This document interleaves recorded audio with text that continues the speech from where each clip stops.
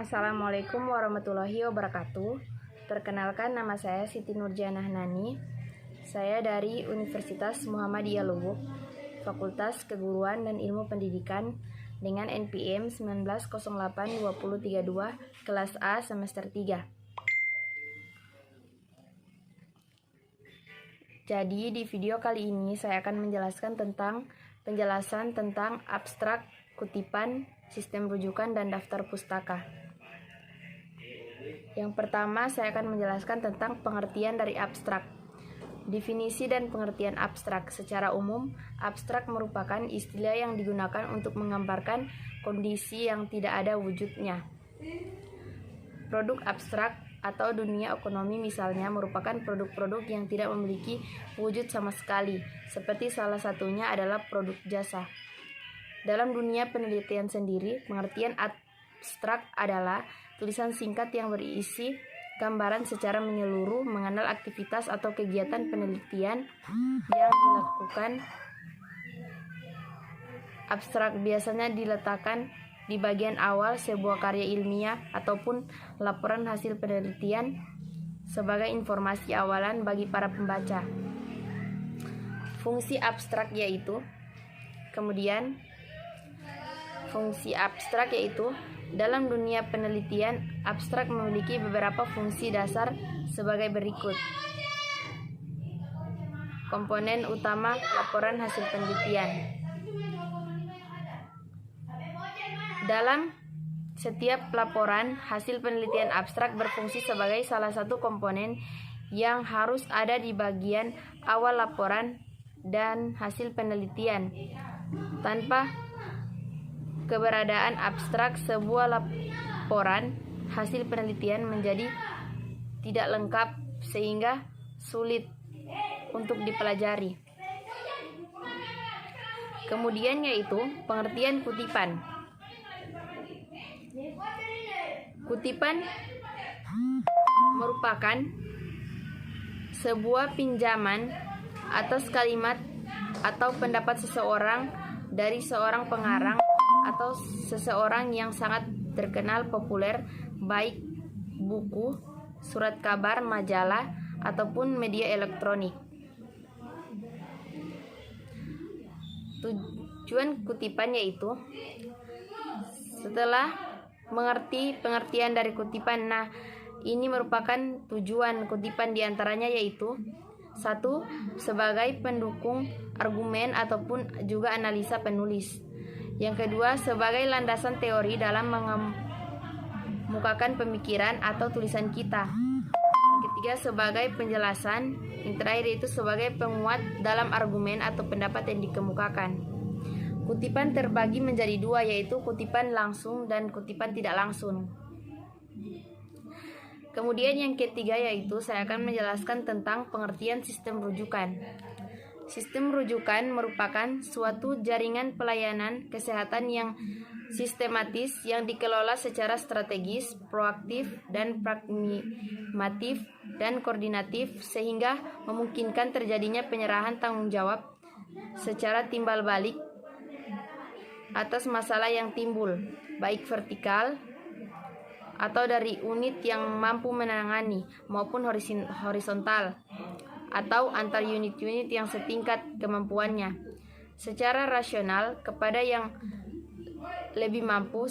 Sistem rujukan merupakan pelimpahan tanggung jawab timbal balik atas kasus atau masalah penyakit kandungan yang timbul baik secara vertikal atau horizontal.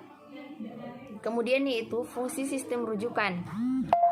Fungsi sistem rujukan adalah untuk menjamin pemerataan pelayanan kesehatan maternal dan neonatal yang paripurna dan komprehensif bagi masyarakat yang membutuhkannya, terutama ibu dan bayi baru lahir, dimanapun mereka berada dan berasal dari golongan ekonomi manapun, agar dapat dicapai peningkatan derajat kesehatan ibu dan bayi melalui peningkatan mutu dan keterjangkauan pelayanan kesehatan dan neonatal di wilayah mereka berada. Yang keempat yaitu pengertian daftar pusaka. Daftar pusaka adalah sebuah halaman yang dapat dibilang ialah halaman yang wajib ketika membuat buku atau karya tulis. Hampir semua karya tulis selalu mencantumkan daftar pusaka di akhir karangannya. Hal ini dibuat untuk mempermudah pembaca yang ingin meninjau lebih jauh tentang apa yang sudah ditulis. Selain itu bisa juga sebagai acuan untuk melakukan pengecekan apakah sudah sesuai dengan buku yang tertera dalam daftar pusaka. Kemudian yaitu fungsi daftar pusaka. Dari daftar pustaka banyak hal yang kita dapat peroleh, antara lain yaitu 1. Memberikan informasi bahwa pernyataan yang dibuat bukan hasil pemikiran sendiri, tapi juga ditambahkan dengan pemikiran orang lain. Yang kedua, apabila pembaca menginginkan mendalami lebih jauh pernyataan yang dikutip, dapat membaca sendiri referensi yang menjadi sumber kutipan. Kemudian yang ketiga yaitu memberikan apresiasi atau penghargaan terhadap penulis buku yang telah membantu kita dalam penulisan karya tulis yang kita selesaikan. Yang terakhir yaitu menjaga profesionalitas penulis terhadap karya tulis yang telah dibuat. Kemudian yaitu unsur-unsur daftar pustaka. Yang pertama yaitu nama pengarang yang dikutip secara lengkap. Yang kedua, judul buku termasuk judul tambahannya. Yang ketiga, data publikasi, penerbit, tempat terbit, tahun terbit, cetakan keberapa, nomor jilid dan tebal atau jumlah halaman buku tersebut. Yang keempat yaitu untuk sebuah artikel diperlukan pula judul artikel yang bersangkutan, nama majalah, jilid, nomor, dan tahun. Kemudian yaitu syarat penulis daftar pusaka. Yang pertama yaitu bagi penulis yang menggunakan marga atau keluarga, nama marga atau keluarganya ditulis terlebih dahulu. Sedangkan untuk menulis yang tidak menggunakan nama marga atau keluarga diawali dengan gelar dengan penulisan nama akhir atau belakang kecuali nama Cina. Yang kedua yaitu gelar kesarjanaan penulis tidak perlu dicantum dalam daftar pusaka. Yang ketiga, judul buku dicetak miring atau digarisbawahi setiap kata, jadi tidak dibuat garis bawah yang bersambung sepanjang judul. Kemudian yaitu baris pertama diketik mulai ketukan pertama, sedangkan baris kedua dan seterusnya diketik mulai ketukan ketujuh.